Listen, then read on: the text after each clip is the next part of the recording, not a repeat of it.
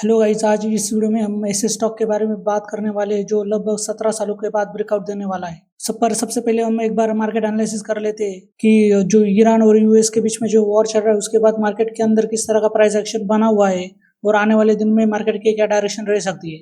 तो सबसे पहले अगर हम देखें, क्योंकि आज फ्राइडे था और फ्राइडे के दिन मार्केट ने एक वीकली क्लोजिंग दे दी है, तो सबसे पहले हम वीकली एनालिसिस कर लेते हैं मार्केट का। अगर आप सबसे पहले देखो यहाँ पर, तो फरवरी जो मंथ था उसने ऑलरेडी एक नेगेटिव क्लोजिंग यहाँ पर कर दी थी। और अगर आप देखो जो मार्च का पहला हफ्ता है उसने वो जो फरवरी मंथ का जो लो था, क्या लो लेवल था, उसको ऑलरेडी एक क्लोजिंग वीकली बेसिस पे क्लोजिंग हमें यहाँ पर दे दी। इसका मतलब साफ है कि आने वाले दिनों में डायरेक्शन जो मार्केट की रहने वाली है वो पूरी तरह से नेगेटिव रहने वाली है। क्योंकि आज जो मार्केट ने एक वीकली क्लोजिंग दी है मार्च की फर्स्ट वीक की, तो आप देखोगे कि जो आप देखोगे कैंडल एक नेगेटिव कैंडल बनाई है और मार्केट ने 24,000 जो 500 लेवल है उसके नीचे क्लोजिंग कर दी है। और अभी भी अगर मार्केट में आप देखो तो नीचे की तरफ 24,000 का जो एक मेजर रेजिस्टेंस है आपको देखने को मिलेगा। तो मुझे लगता है कि आने वाले दिनों में 24,500 24,000 के बीच में एक मार्केट में एक रेंज बन सकती है।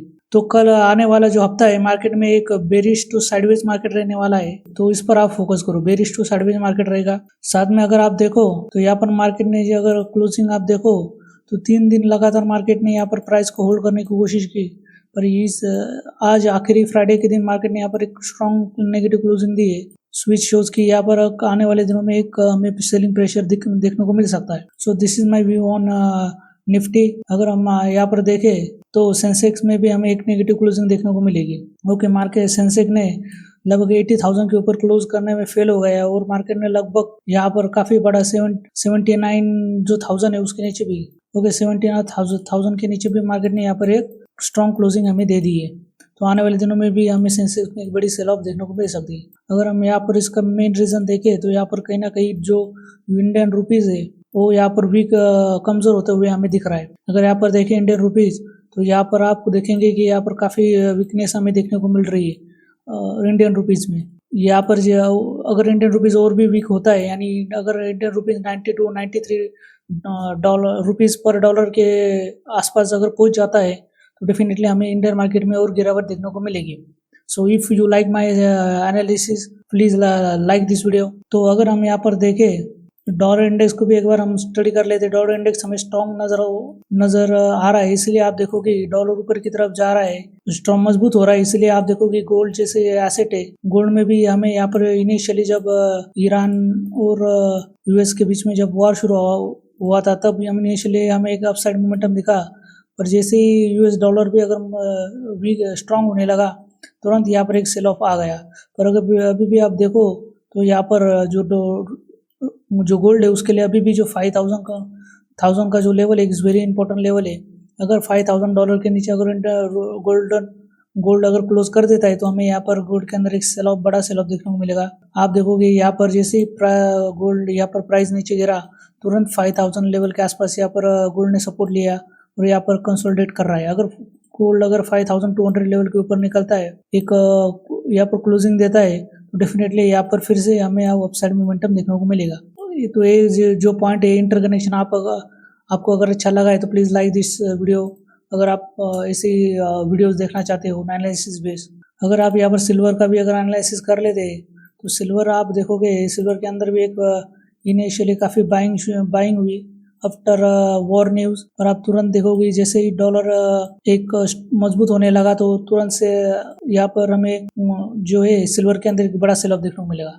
और आप देखो प्राइस ने कहीं ना कहीं यहाँ पर $80 के आसपास एक सपोर्ट लेवल बनाया हुआ है, तो यहाँ पर तुरंत आके सिल्वर यहाँ पर सपोर्ट ले रहा है।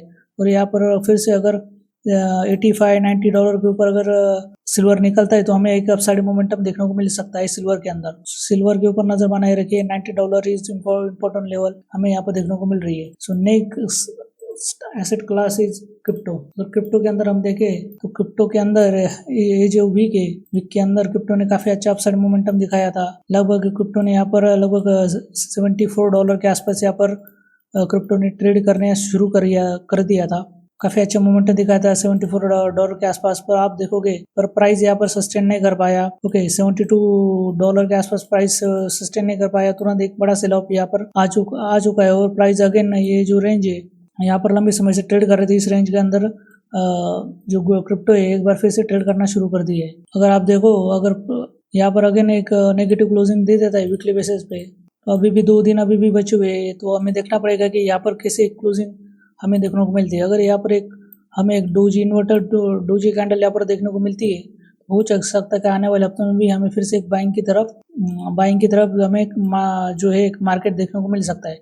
पर अगर ये जो कैंडल का अगर लो अगर ब्रेक हो जाता है, विच इज़ $66, अगर ये ब्रेक हो जाता है, इसके नीचे अगर एक 4 आवर की कैंडल क्लोज देती है, तो हमें डेफिनेटली एक आने के वाले दिनों में एक नीचे की तरफ एक सेल ऑफ देखने को मिल सकता है।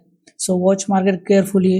अगर आपको लाइक एनालिसिस पसंद आ रहा है तो प्लीज़ लाइक दिस वीडियो। इसके ये जो कैंडल है इसका लो के नीचे क्लोज नहीं देना चाहिए। इसके नीचे अगर क्लोजिंग देता है मार्केट के अंदर, तो हमें एक नया सेल ऑफ देखने को मिलेगा। और अगर एक इन्वर्टेड डोजी कैंडल बना देता है मार्केट इस हफ्ते में, तो आने वाले दिनों में भी हमें एक बाइंग की तरफ एक थोड़ा बहुत मोमेंटम देखने को मिल सकता है। This my view on bitcoin. तो अब हम थोड़ा अगर कुछ सेक्टर एनालिसिस कर लेते हैं। अगर सेक्टर के तो वाइज अगर आप देखो, तो मुझे डिफेंस सेक्टर और जो फार्मा सेक्टर वो काफ़ी स्ट्रांग नज़र आ रहे हैं। Because of the war news, Iran और इसराइल के बीच में जो वॉर चल रही थी उसकी न्यूज़ की वजह से मार्केट में हमें काफ़ी जो डिफेंस स्टॉक में काफ़ी एक बड़ा मोमेंटम हमें देखने को मिला। साथ में जब ऐसे वॉर होते हैं तब जो फार्मास्यूटिकल जैसे डिफेंसिव सेक्टर है उनके अंदर भी हमें एक बड़ा मोमेंटम देखने को मिलता है। तो उनके अंदर भी हमें काफ़ी अच्छा मोमेंटम देखने को मिला पिछले हफ्ते। अगर आप देखो, साथ में आप देखोगे कि जो केबल सेक्टर है उसके अंदर भी हमें मोमेंटम देखने को मिला। उसमें जो इस बार की अर्निंग आई थी काफ़ी अच्छी आई थी, तो उन स्टॉक में भी काफ़ी अच्छी हमें मोमेंटम देखने को मिली। तो जो सबसे पहला स्टॉक है जिसके बारे में मैं बात कर रहा हूँ, जो लगभग 17 सालों के बाद ब्रेकआउट दे रहा है, वो स्टॉक का नाम है विनस। एक बार हम एनालिसिस कर लेते हैं। अगर आप देखो अगर आप यहाँ पर देखो, तो यहाँ पर लगभग ये जो मार्केट ने हाई लगाया था वो लगभग 2009 में लगाया था। उसके बाद अगर आप देखो मार्केट ने फिर से यहाँ पर 2021 में ट्राई आउट किया। उसके बाद अगेन यहाँ पर मार्केट ने यहाँ पर फिर से यहाँ पर एक ब्रेकआउट दिया। ओके, लगभग 2025-26 में यहाँ पर मार्केट ने हमें यहाँ पर बड़ा ब्रेकआउट दिया। ओके, 600 के ऊपर, और 600 के ऊपर ब्रेकआउट देने के बाद यहाँ पर प्राइस ने यहाँ पर एक जो ब्रेकआउट है उसके ऊपर एक रिटेस्ट करने की कोशिश कर रहा है मार्केट। अगर आप देखो यहाँ पर वीकली बेसिस पे, अगर क्लोजिंग देखो ना, काफ़ी स्ट्रॉन्ग क्लोजिंग दिख रही है। अगर आप इसमें अगर वॉल्यूम भी ऐड कर लो तो volume is not looking that good. Okay, daily के ऊपर काफ़ी अच्छी वॉल्यूम हमें दिख रही है। Volume is not good. अगर आप ये जो एक स्मॉल डोजी कैंडल देख रहे हैं उसके ऊपर अगर ब्रेकआउट दे देता है मार्केट यहाँ पर, और यहाँ पर इस जो 700 का प्राइस इसके ऊपर अगर मार्केट 2 या 3 दिनों तक अगर होल्ड करता है आने वाले वीक के अंदर, तो हमें फिर से अपसाइड एक मोमेंटम देखने को मिल सकती है। So watch the stock. अपने वॉच लिस्ट में आप इसको ऐड करके रखो, काफ़ी मजबूत स्टॉक है। बस आप कोशिश करो कि इसको आने वाले 2 से दिन तक यहाँ पर होल्ड करने दो टॉप लेवल पे, तभी जाके आने वाले दिनों में हमें एक अच्छा मोमेंटम देखने को मिलेगा। Next stock is नेटको pharma. अगर आप देखो यहाँ पर, तो यहाँ पर काफ़ी अच्छी बाइंग हमें देखने को मिल रही है वीकली बेसिस पे। अगर आप देखो यहाँ पर एक ट्रायंगल पैटर्न भी हमें देखने को मिल रहा है। तो यहाँ पर अगर आप देखो, यहाँ पर प्राइस ने भी जो 1000 के ऊपर अगर सस्टेन करता है प्राइस एक या 2 दिनों तक अगर होल्ड करता है इस लेवल पे 1000 के ऊपर, तो हमें फिर से ऊपर की तरफ एक बड़ा लेवल हमें देखने को मिल सकते हैं। So watch this stock carefully. नेटको pharma अपने वॉच लिस्ट में आप इसको ऐड कर सकते हैं। The next stock is Lupin. Same sector.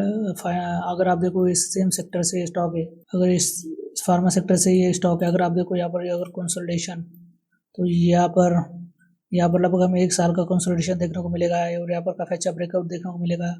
उसके ऊपर आप देखोगे तो यहाँ लगभग 2300 2400 के ऊपर अगर प्राइस सस्टेन कर जाता है, डेफिनेटली आने वाले दिनों में हमें एक बड़े टारगेट हमें देखने को मिल सकते हैं।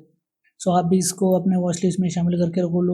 लुपिन काफ़ी अच्छा स्ट्रॉन्ग है। आप देखोगे इसमें लगभग 1 साल तक यहाँ पर होल्ड किया है। होल्ड करने के बाद यहाँ पर ये ब्रेकआउट दे रहा है, तो डेफिनेटली आने वाले दिनों में हमें एक अच्छा लेवल्स इसमें देखने को मिल सकते हैं। Next stock is Sun pharma.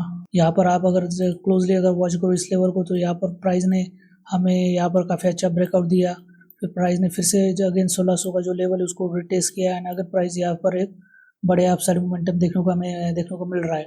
तो अगर ऐसे प्राइस ऊपर जाता रहा तो आप अगर देखो वीकली बेसिस पे जो क्लोजिंग हमें मिल रही है, काफ़ी स्ट्रॉन्ग क्लोजिंग हमें देखने को मिल रही है। टॉप के ऊपर अगर आप देखोगे तो यहाँ पर ये डोजी कैंडल के ऊपर अगर सस्टेन कर जाता है प्राइस थोड़े दिनों के लिए, डेफिनेटली हमें यहाँ पर एक अपसाइड मोमेंटम देखने को मिल सकता है। सो वो put this stock in your watch list. Next stock is Finolex cable. अगर आप देखो केबल स्टॉक के अंदर भी काफ़ी अच्छी मोमेंटम हमें देखने को मिल रहा है because of the data centre boom और इंफ्रास्ट्रक्चर बूम। तो अगर आप यहाँ पर देखो तो लगा वीकली बेसिस पे काफ़ी स्ट्रॉन्ग हमें क्लोजिंग मिली है, काफ़ी क्लीन क्लोजिंग हमें मिली है। बस यहाँ पर एक जो रेजिस्टेंस लेवल है विच इज 1000 रुपीज़ का रेजिस्टेंस लेवल, ठीक है, यहाँ पर हमें एक यम पैटर्न के साथ यहाँ पर सप्लाई हमें देखने को मिली थी। इसके ऊपर अगर 1000 रुपीज़ के ऊपर प्राइस 1 या 2 दिनों तक सस्टेन कर जाती है तो डेफिनेटली हमें अपसाइड एक बढ़िया मोमेंटम देखने को मिल सकता है। ओके, तो weight for sustainability of price. अगर यहाँ पर प्राइस सस्टेन कर जाता है 1 से 2 दिनों तक डेफिनेटली हमें एक काफ़ी अच्छा अपसाइड मूवमेंट जो है अपसाइड मोमेंटम देखने को मिल सकती है। तो फिनोलेक्स केबल्स को भी अपने वॉच लिस्ट में शामिल करना मत भूलिए। प्रिसीजन वायर्स इंडिया लिमिटेड, आप देखोगे तो यहाँ पर भी अगर देखो इसमें भी स्टॉक में काफ़ी अच्छा मोमेंटम देखने को मिल रही है। लगातार प्राइस जो है हायर लो बनाते हुए ऊपर की तरफ जा रहा है। जो सेलिंग हुई थी वॉर टाइम में उसके बाद भी प्राइस ने एक अच्छा अपसाइड मोमेंटम दिया है। तो ये जो स्टॉक है इसको भी अपने वॉच लिस्ट में शामिल करना मत भूलिए। तो precision wires limited, precision wire India limited, okay, आने वाले दिन इसको भी अपने वॉच लिस्ट में शामिल कीजिए। आने वाले दिनों में हमें डेफिनेटली अच्छे टारगेट देखने को मिल सकते हैं। If you really like this my analysis video, like, share, subscribe this channel. Okay, thank you for watching. See you again.